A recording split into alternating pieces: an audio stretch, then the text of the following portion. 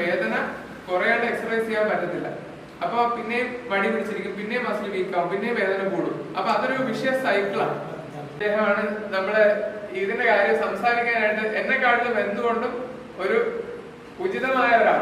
അപ്പം please welcome. അതാരാന്ന് പുള്ളി തന്നെ പറയും. അതുകൊണ്ടാണ് ഞാൻ പുള്ളിയെ വിളിച്ചത്. നമ്മളെ മനുഷ്യനെ താങ്ങി നിർത്തുന്ന ഒരു സാധനമാണ്, അവയവമാണ് കാല്. ഇതില്ലാത്ത അവസ്ഥ നമ്മൾ ആലോചിച്ചു നോക്കും. ഏതെങ്കിലും ഒരു കാലിന് നടക്കാൻ പറ്റാതെ ഒരു ഇമ്മൊബിലിറ്റി വന്നു കഴിഞ്ഞാൽ നിങ്ങൾ എന്ത് ചെയ്യണം? നമ്മുടെ അവസ്ഥ ഒന്ന് ആലോചിച്ചോ നിങ്ങൾ. ഞാൻ അതിനെപ്പറ്റി ആലോചിച്ചിട്ടുണ്ടായിരുന്നു. കാരണം എൻ്റെ മകൻ ഒരു ആക്സിഡൻറ്റ് പറ്റിയിട്ട്, വെരി സിവിയർ ആക്സിഡൻറ്റ്. അവൻ്റെ വലത് കാലം കംപ്ലീറ്റ് ക്രാക്കായിപ്പോയി. ദെൻ ഇറ്റ് ടു 1.5 years അതിനെ റീകൂപ്പ് ചെയ്യാൻ വേണ്ടിയിട്ട്.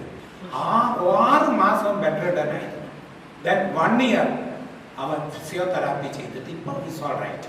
ഇപ്പം ജോലിക്ക് പോകുന്നുണ്ട്, എല്ലാം പ്രശ്നമൊന്നുമില്ല. എന്നെ സംബന്ധിച്ചിടത്തോളം എൻ്റെ മുട്ട് വേദന തുടങ്ങി. കാരണം അവസാനമാകുമ്പോൾ എൻ്റെ മുട്ട് ക്രസൻ്റ് പോലെ വളവും ആസിറ്റോ വളവായി. അപ്പോൾ ഞാൻ എങ്ങനെയാണ് ഇദ്ദേഹത്തിന് എത്തിപ്പറ്റിയെന്ന് വെച്ചാൽ, എൻ്റെ sister had a very heavy fall and ഈ റൈറ്റ് നീയുടെ എൽബോ പൊട്ടി കഴിഞ്ഞപ്പോൾ അവിടെ ഡോക്ടർ കാര്യമൊന്നും ശരിയാവില്ല എന്ന് പറഞ്ഞു. അങ്ങനെയാണ് ഇദ്ദേഹത്തിൻ്റെ റെഫറൻസ് കിട്ടി. അവളെയും കൊണ്ട് ഞാൻ ഡോക്ടറെ അടുത്ത് പോയൊന്നും പ്രോബ്ലമൊന്നുമില്ല. മാക്സിമം വന്നിട്ട് 15 days.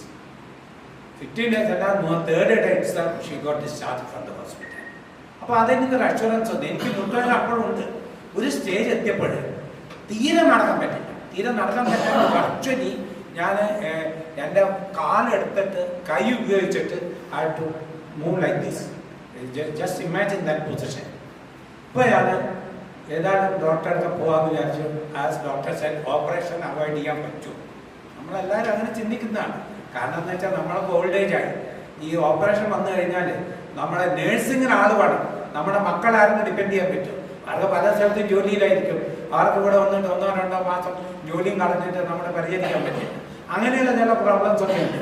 അപ്പം ഞാൻ എൻ്റെ മകനെയും കൂട്ടിയിട്ടാണ് ഞാൻ ജ്യോതി പ്രശാന്ത് സാറിൻ്റെ അടുത്ത് പോയത്. എന്നോടൊന്നും ഇതൊന്നുമില്ല, ഓപ്പറേഷൻ സമസ്യ.